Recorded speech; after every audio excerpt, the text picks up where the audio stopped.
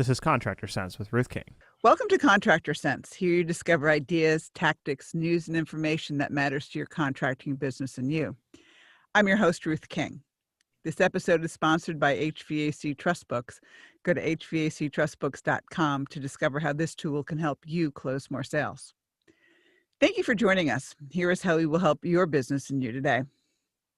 You're growing your business. The software you have now is costing you more time than it's worth, and you can't get the reports you need out of it. It's time for a new software system, but where do you go to find one that's right for you? What should you avoid? What can you learn from others who have gone down your same path? My guest today, David Crary, developed Hindsight software back when most companies still had paper tickets. And this software was novel, where field personnel never had a paper ticket. It was always electronic. David has seen the good, the bad, and the ugly with respect to software choices. He's here to help you avoid mistakes when choosing software. David, welcome to Contractor Sense.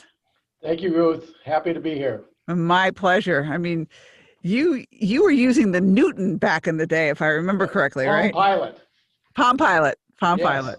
Not quite the Newton, but the second generation of it. Yeah. So, I mean, when you developed the software, was your crystal ball working that well that you knew it was going to go paperless? That was my goal. I wanted to take, my guys in the field were great at fixing things. They're terrible at writing it down. Yep. And trying to figure out how to take that away from them. And it worked. I was very fortunate. It worked very well. Yeah, absolutely. So you work with contractors in all, HVAC, sprinkler, irrigation, plumbing, electrical. I think you do a shopping cart one too, or you used to. Yes. Yep. We run about 19 different service segments of the service industry. But anybody that's sending somebody out in the field, we can help them manage that work order and manage the whole relationship between the customer and the employee in the billing. That's what we do. It's all COD, right? I hope. It can be. It's up. We can't force the contractor to do it. We can give them the number to charge that customer. We can't force them to collect it. Wouldn't it be nice if we could do that? The hand comes out of the handheld and says, "Money, please." We encourage it. Yeah, I mean, COD is the way to go, especially now in these days. So, all right. So, Hindsight's been around for what, 20 years at least?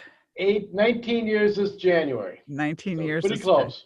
Pretty close. So you've seen the rise of technology. You've seen the quickness of technology. You've seen increased storage device capabilities. Many, many years ago, in 1980, my husband bought 10K in a box that looked like three shoe boxes put together for $3,000. All right. Yeah. So we're talking, things have changed quite a bit. Dramatically. Yeah. So when you're talking to somebody who's, growing their business and they're in a situation where they need software, they may never have had software before, or they've had something that's totally antiquated. How do you talk to them? I think the first thing that happens is the ownership and management realizes they need to make a change. But my first question to them, are they committed to the change? It's hard to change softwares. It's hard to change. And there's going to be pushback just because you're trying to change something. And if the ownership and management of the company isn't committed to the change, it's not going to work. Okay. You've got to be 100% committed to making the change work, because software is always hard to change, but it's also, you're changing systems and you're changing procedures that have worked very well for you potentially for the last 5 or 10 years. That doesn't mean they're going to work great for you the next 5 or 10 years. That's probably why you're changing. But it's not easy to change, Ruth. And people don't want to change for all sorts of reasons. It could be as simple as someone's running a scam on you and they don't want the new software to figure that out. Yeah. I mean, I've seen that happen. I'm sure you've seen that happen too. Many times. And Many times. if the owner, I've been there when the owner has told their employees, try this, tell me if you like it, and it doesn't. I've gone back in the owner's office and said it's not going to work because you gave every employee the option to try it. You didn't force them to try it. You didn't force them to make it work. Right. So How important is the bookkeeper or the bookkeeping side of this with respect to management? If the manager says, I want to change, and the bookkeeper is, grounding his heels into the ground going, no, I'm not going to do this. That becomes almost impossible, doesn't it? it does. It could be the bookkeeper, it could be the superintendent out in the field, it could be everybody has to be committed to the change. And then, what's the motivation for that person to accept the change? A lot of people think, I'm speaking from the employee's point of view, that they think that you're going to try to eliminate their position with technology. And that really isn't the case. You're trying to make that position more efficient and more profitable. Now, it might change because they don't have to do all the manual entry anymore, but that just means they can do a better job on the financial statements or collecting accounts receivable or figuring out their payables or managing inventory. It gives them the freedom to do something more. But that's a lot. The employee sometimes fights that. Yeah, I think this culture, our culture, probably humans in general, once they get comfortable with something, they become very change resistant until the pain of doing what they're doing is worse than the pain of change. And that's why the ownership has to be 100% committed and have the backbone to stand up to the what comes from the negativity of trying to change. Yeah. The second thing I would look at from a company is how is that software company charging you? And okay. To me, the software company should be your partner in this arrangement. They shouldn't be just a one-sided deal.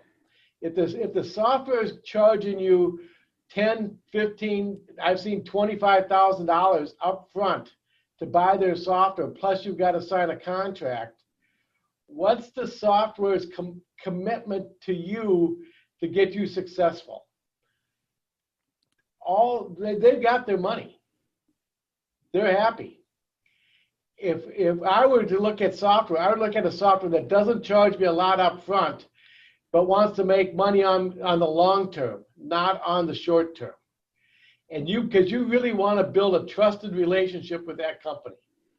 And it's going to be a relationship that's going to last for years. And the more successful you are, then the software company should be successful. They shouldn't be successful because they just sold you software product. The value is the long-term relationship. And I think you should look for a company that really wants to build on that long-term relationship. Cool. All right. After the break, we'll talk about some more things that you should look out for. And David, if somebody wants to get in touch with you, how do they do it?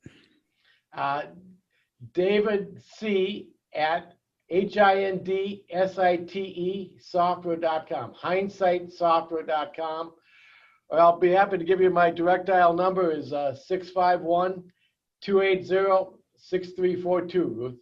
All right. Thank you. And we'll be right back. Thanks for listening to Contractor Sense. Do you ever have warranty leak issues? One of Ruth King's clients did about 4 years ago. Thousands of dollars in expense and unhappy customers. She solved this problem for him, though. How? With a leak letter that every customer must sign when a service technician discovers a refrigerant leak. Once they implemented the letter, there were no more warranty leak headaches. No warranty leak callbacks. Happier customers. The surprising result was more replacement sales, too. To get a copy of the leak letter for free, just send Ruth an email at ruthking@hvacchannel.tv. That's ruthking@hvacchannel.tv. You can't. That's what my daughter Kate told me when I said I wanted to make financials fun. The gauntlet was laid down. The red blanket was waved in front of the bowl. Ronan the Rubber Duck was born. This ebook is a whimsical look at financials from a duck's perspective. To get this fun, easy-to-read Kindle book, go to Amazon and search for Ronan the Rubber Duck Dives into Financials. That's RONAN, the Rubber Duck Dives into Financials. Let me know if I made financials fun for you. We're back. Thanks for listening to Contractor Sense. I'm speaking with David Creary, who is the founder, developer, force behind Hindsight Software. Probably one of the first softwares that I ever found that was totally electronic, never paper, because he wanted to make sure that his guys in the field didn't have to write, which is something that used to be chicken scratch and hard to see, but that's changed a lot. And before the break, we were talking about probably the first two things that we have to look at when deciding on new software. And that's number one, that management has to be committed to it and has to, lead the charge. And the second thing is to make sure that you build a relationship with a software company who doesn't charge you an arm and a leg on the front end, but as they are successful and you are successful, you build a very long-term relationship. Did I get that right? Correct. All right, cool. All right, so what are some other things that have been things that you've seen over the years? I think the other thing that and I'm talking to the contractors out there. Your business is to go fix something. Your business isn't to manage your software. But I will tell you that something's going to happen with your software at the most inconvenient time. Usually about 7 a.m. on the hottest day of the summer, when your phone is ringing because everyone wants their air conditioner fixed and you can't get there. But my question for you as a contractor is, what type of support at 6:30 or 7 o'clock in the morning does that software company give you when you really need them? Do you have to send them an email and wait 24 hours for a response? That would be unacceptable to me. And I mean, every software company will tell you they give great support. But I would really, really look at what that means. And to me, great support is at 6:30 or 7 in the morning on the hottest summer day you've got. And can you actually get your questions answered in a reasonable, respectful time with that scenario? Yeah, I will add to that scenario by somebody who knows what they are doing and who knows the software inside out and backwards and forwards. Correct. Because I've seen situations where, you get a support person, quote unquote, and I put that in quotes, but they don't know the software as well as you know it. What good is that? Yes. It doesn't do you any good. No. Because you've already tried what you know. Yeah. and that software that you think you're saving a lot of money for because you don't get good support can cost you immensely at that time. And it just aggravates the problem because you can't get it fixed. So those are the three things that I think are the biggest things that a contractor needs to really start thinking about. The commitment to the change, how are you paying for it? Is there an incentive for the company, the software company, to see you succeed? And then what kind of support do they give at those odd hours when you really need it? Yeah. All right, let's talk about one other thing. Let's talk about, okay, I made the commitment, we're going to change softwares, and let's just take Hindsight for the matter of fact. And I've been using XYZ software. How easy is the transition going to be? Is it going to take a month? Is it going to take 6 months? I mean, what can we do to make things easier on both sides? I like to say switching softwares or setting up softwares is a process, not an event. Okay. You don't snap your fingers and have everything switched, Ruth. Oh, come on, David. I want to just snap my fingers and it's just perfect. Yes.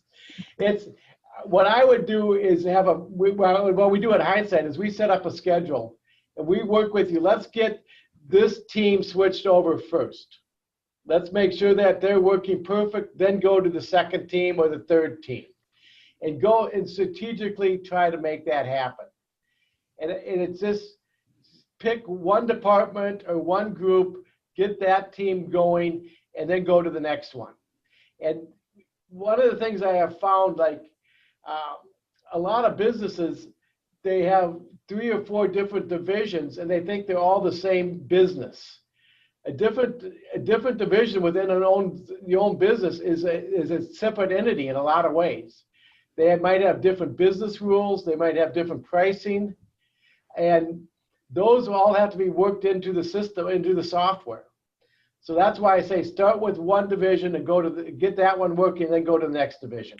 So like start with service and then go to projects or install or construction, whatever. New install or the maintenance program. But they're all different. They're all and they all have their little nuances, and they all might have a different manager too. A lot of them do. That's where it's a process. As far as a timeline, it's really the timeline is driven by your people. How open are they to change? How quick can they change?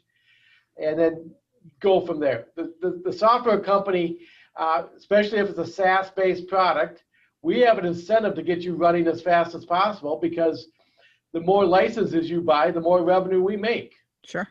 And I mean, so we want to get you going. The software company will work with you, I'm pretty sure, to get you going. But it has to be successful. Right. It has to be successful, everybody.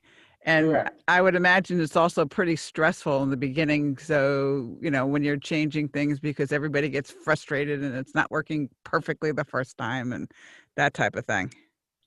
Yes. Most of the contractors probably use QuickBooks, and the software should flow right into QuickBooks, and you've got to make sure that all your IDs are right and everything's the same. And it's all everything has to be standardized. The computer will do it exactly the same way every time, but it has to be programmed. Yes, a computer will do exactly what you tell it to do, whether you tell it the right thing or the wrong thing. Yes, but it'll do it. Oh, yeah. Same way every time. You're right. It's like it's dumb. It just will follow your instructions. So anyway, all right, David, give us your contact information one last time. It's Hindsight Software, HINDSITE software. HindsightSoftware.com is our website. My personal email is davidc@hindsightsoftware.com. And my direct dial phone number is 651-280-6342. And any software questions you have, I'd be happy to answer help you. If you want to look at Hindsight, I'll definitely get you to the right people here. And no, that's good. Thank you, Ruth. Thank you for being with us. And thank you for joining us. Choose one thing that you discovered and implement it in your business. These ideas, tactics, and strategies help you make more money, have more free time, and give back. If you like today's program, spread the word. Please review this podcast on any device you're listening to it on. Help a fellow contractor make more money too. For comments or questions, call me at 770-729-0258 or email ruthking@hvacchannel.tv. Thanks for listening. Have a great and profitable day.